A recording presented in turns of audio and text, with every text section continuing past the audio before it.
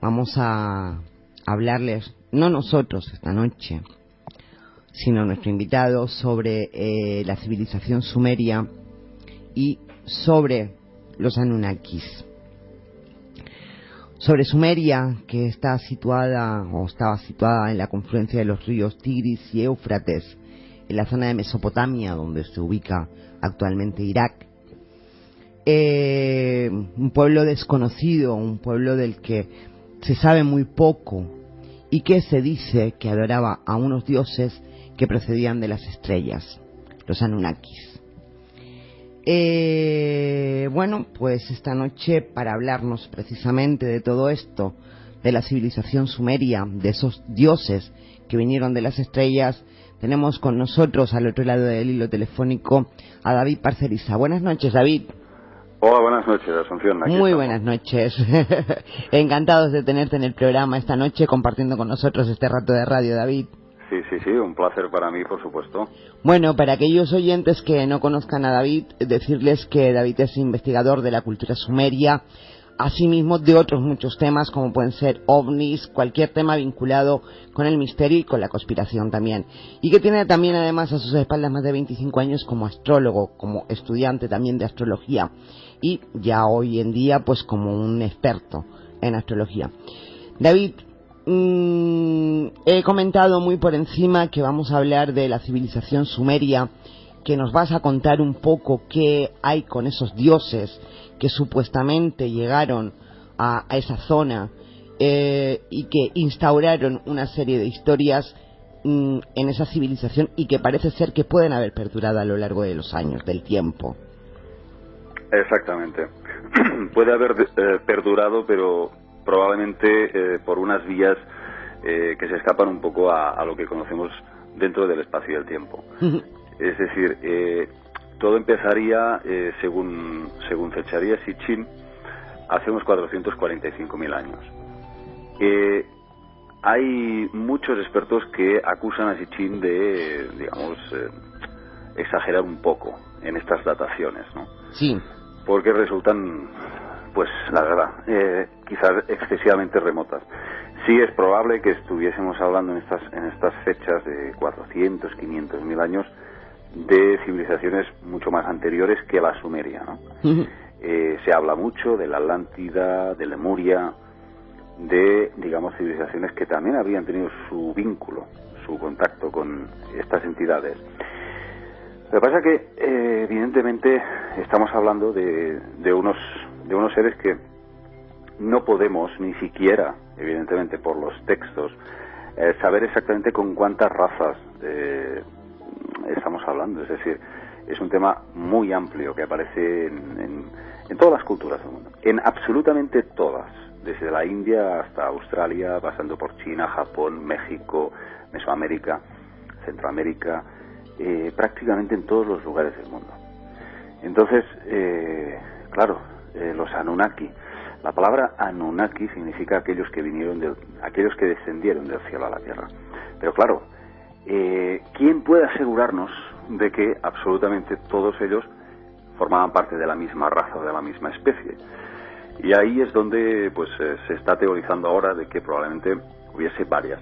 Lo que sí hay un denominador común, y no solo en Sumeria, sino en todo el mundo, y es que se trata de seres con aspecto reptiloide, aspecto de reptil. Sin embargo, bajo una forma física antropomórfica, es decir, humanoide. Es bien sabido que muchos de ellos pues presentaban una cola, e incluso se habla de que incluso iban provistos de alas, ¿no? Entonces, que serían los clásicos demonios, sí, que se describen en tantas y tantas crónicas antiguas. Seres monstruosos, con ojos rojos y alados, ¿no? De todas formas, la figura del reptil, como digo, insisto en eso, es importante. Y es importante porque estamos descubriendo muchas cosas a través de de estos textos que nos están llevando a considerar que David Icke, las investigaciones de este investigador británico, van bastante bien encaminadas. Si bien es cierto que él añade argumentos un poco difíciles de digerir, porque él dice que están infiltrados en la monarquía y que se transforman, es decir, son seres metamórficos y se transforman. Aquí hay que aclarar que efectivamente eso está ahí, es decir, todos los textos hablan también de seres metamórficos, de seres capaces de cambiar su biología. Pero lo que no sabemos es cómo lo hacen, manejando quizás otras frecuencias, otras vibraciones y otros planos, probablemente, pero no lo sabemos al 100%. En cambio, David Icke está seguro, afirma que, por ejemplo, la reina de Inglaterra es un ser de 3 metros de altura que se transforma, ¿no? y que devora niños y que bebe sangre. Entonces, claro, estas afirmaciones, evidentemente, cuanto más amplio es el asunto o más grave es el asunto, mayores pruebas tiene uno que aportar. Ya, claro, evidentemente. Claro, lógicamente va en lo cierto. David Icke está en una línea pues muy parecida a la mía. Yo lo admito que buena parte de lo que él dice estoy de acuerdo, pero no todo, porque el tema es complicado. Hay muchísima gente, es bien cierto, que han visto a estos seres transformarse, han visto estas entidades y describen exactamente lo mismo que nos dicen los textos hebreos o el Atrahasis o los textos sumerios, ¿no? Que realmente son seres que pueden cambiar su aspecto. Ahora bien, de ahí a decir que realmente pueden modificar físicamente esa biología, bueno, yo de eso no puedo, lo veo muy... Sí, porque... buenas noches, David, que no te saludaba. Buenas noches. Soy Eduardo. Hola, Eduardo.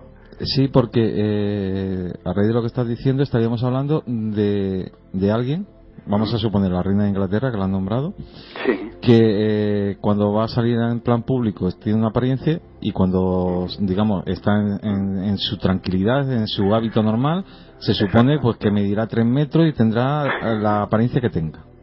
¿Estamos hablando de eso? Sí, estamos hablando de eso, y estamos hablando también de personajes como Arizona Wilder, que es una de las fuentes más conocidas y a las cuales más ha bebido, digamos, de esa fuente, David Icke.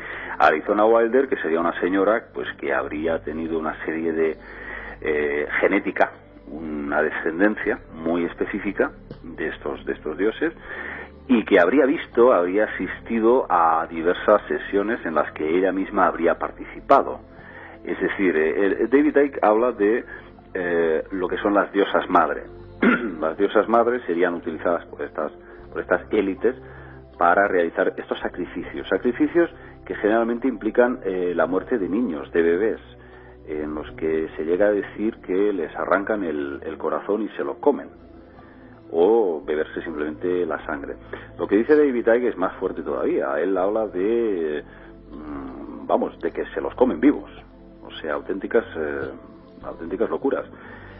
Pero claro, hay esta señora, pero también hay otra que es conocida como Cisco Wheeler, que por cierto quizás no se ha prodigado tanto como Arizona Wilder o esta Cathy O'Brien, por ejemplo. Cathy O'Brien pues también ha escrito un libro en donde habla de cosas muy parecidas. Ella no va tan lejos diciendo que sean exactamente reptilianos, pero sí admite haber visto ministros, presidentes, políticos, jefes de banca internacional muy importantes transformarse en reptiles y acudir a ciertos castillos,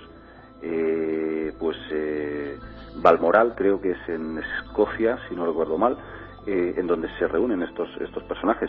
Incluso se ha llegado a decir que el rey de España se transformaba en reptil.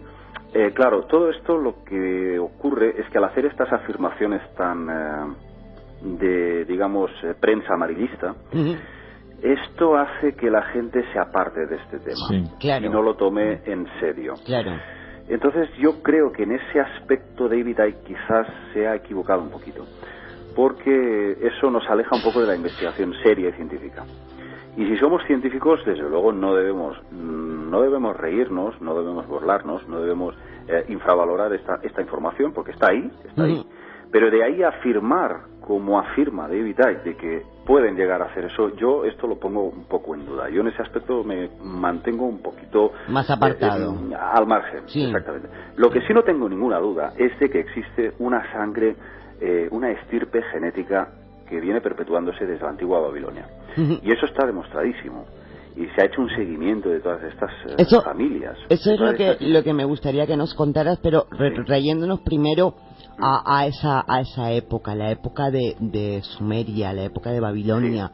Sí. ¿Cómo habría comenzado todo esto, David? Bueno, todo esto habría comenzado, y ya te digo que yo ahora mismo, después de haber escrito el primer libro, basándome casi el 80% en la versión de Sitchin, pues luego hemos hecho una retrospectiva, hemos hecho un cambio de perspectiva. Simplemente hemos de alguna forma visto que hay, analizando las escrituras, los textos sumerios, traducidos por otros lingüistas famosos, como por ejemplo Samuel Kramer, por decirte uno, vemos que, por ejemplo, a mí me resulta mucho más viable, mucho más coherente, pues estas traducciones de estos otros lingüistas que no los de Sitchin.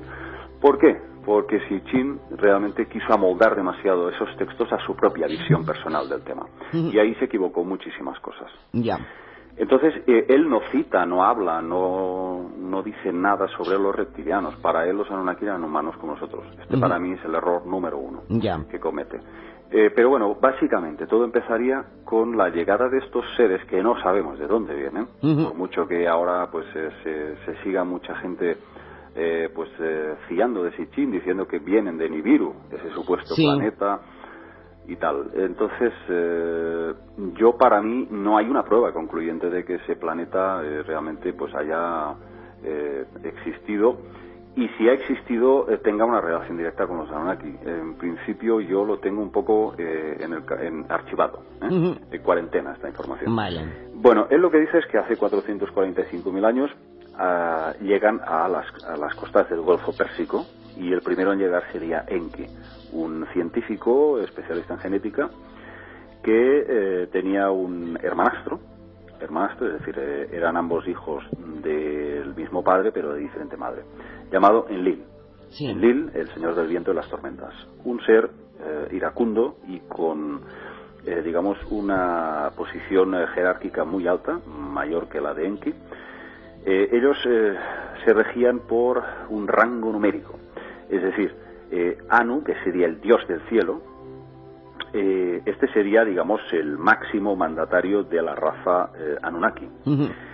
Y este ser sería supuestamente el soberano de su planeta, el gran soberano. Entonces estos dos hijos, Enki y Enlil, Enki sería el primogénito, pero debido a que este personaje era hijo de una concubina, no pudo heredar el trono.